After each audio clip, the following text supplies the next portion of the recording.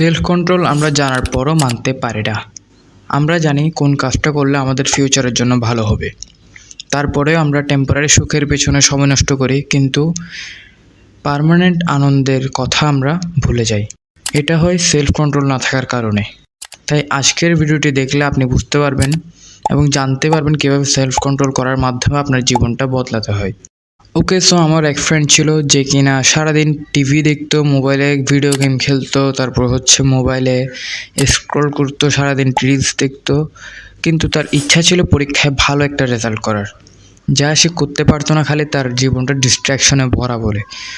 So সে একদিন স্কুলে যায় এবং একজন স্যার আসেন, মানে আমাদের স্কুলে না, আমাদের ক্লাসে। তো ওই স্যারটি আমাদেরকে একটা কথা বলছিল, সেটা হচ্ছে তোমরা যারা যারা জীবনে কোনো কিছু অ্যাচিভ করতে যাও, তোমরা একটা কাজ করবা, তোমরা একটা খাতা নেবে, একটা কলম নেবা, সেখানের মধ্যে লিখে ফেলবা তোমরা কী কী অ্যাচিভ করতে, এবং সেই গোলটার উপর ততক্ষণ পর্যন্ত কাজ করবা যতক্ষণ পর্যন্ত না সেটা অ্যাচিভ করতে পারো। আমার ফ্রেন্ড একটা কথা ভাবলো মনে মনে, সে ভাবলো এটা একটু এক্সপেরিমেন্ট করে দেখা যাক। সে একটা খাতা নিল, সেখানে লিখে ফেললো সে 2 মাসের ভিতরে একজন ভালো স্টুডেন্ট হয়ে দেখাবে। সে প্রতিদিন 2 ঘন্টা করে পড়বে এবং পরীক্ষায় একটা ভালো রেজাল্ট করবে। সে ঘুম থেকে ওঠার পর রেডি হয়ে সে বসে পড়লো পড়তে, এবং সে ভালো করে পরীক্ষাটাও দিয়ে দিছে। এবং রেজাল্টের দিন আমরা সবাই এবং তার পরিবার, এমনকি সে নিজেও অবাক হয়ে যায় তার রেজাল্ট দেখে। এটা সে বুঝতে পারে তার গোল সেট করার কারণে হয়েছে, কারণ সে অনেক ভালো রেজাল্ট করছে পরীক্ষায়। কারণটা সে নিজেও জানতো, এটা হচ্ছে তার গোল সেট করার ফল।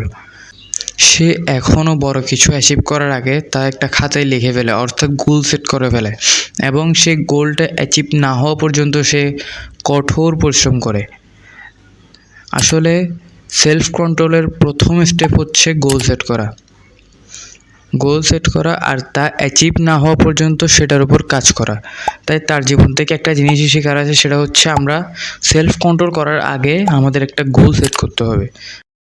গোল সেট করার পরও হয়তো অনেকে তার সময়টা ঠিকভাবে ম্যানেজ করতে পারে না, কারণ সে গোল সেট করলেও কত ঘন্টা সময় দিয়ে সে গোলটা অ্যাচিভ করতে হবে তা জানে না, যার কারণে 1 ঘন্টার কাজ 4 ঘন্টাই করে। তাই আমরা প্রত্যেকটা গোলের সাথে সাথে কত ঘন্টা বা কতক্ষণের মধ্যে আমরা সেই গোলটা অ্যাচিভ করতে চাই তাও লিখে ফেলতে হবে। এই গোলের সাথে সাথে আমাদের কত মিনিট সময় সেটা দিব তাও নির্ধারণ করতে হবে। তাহলে আমরা আমাদের গোলটাও অ্যাচিভ করতে পারবো, প্লাস টাইমটাকেও ম্যানেজ করার মাধ্যমে আমরা আমাদের সময়টাকে বাঁচাতে পারবো। আর সময় বাঁচালে মনে করবেন আপনি আপনার জীবনটাকে বাঁচিয়েছেন, কারণ আমাদের সময় যায় না, আমাদের জীবন যায়।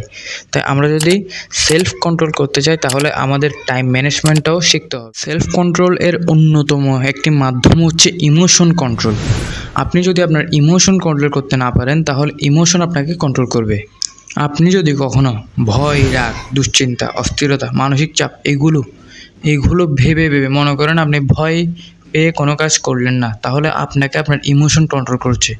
মনে করেন আপনি আপনার মানসিক চাপের কারণে কাউকে গালি দিয়ে ফেলেন, তাহলে আপনার ইমোশন আপনাকে কন্ট্রোল করছে। আপনি আপনাকে নিজেকে কন্ট্রোল করছেন না, আপনার ইমোশন আপনাকে কন্ট্রোল করছে।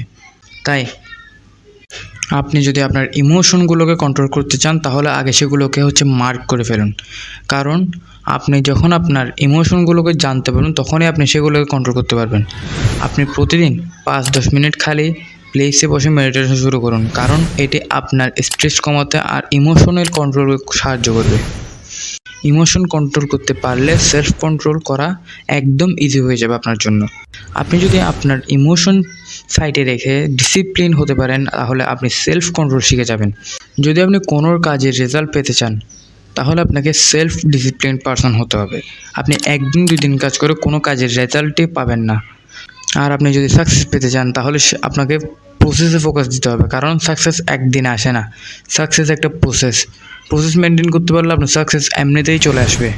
তাই আমাদের কনসিস্টেন্সি মেনটেনের ব্যাপারও খেয়াল রাখতে হবে, কারণ আমরা যদি কোনো কাজ কনসিস্টেন্টলি করতে পারি তাহলে সাকসেস অটো চলে আসবে। কনসিস্টেন্ট বিল্ড করার জন্য আপনার থেকে ডিস্ট্র্যাকশন থেকে দূরে থাকতে হবে।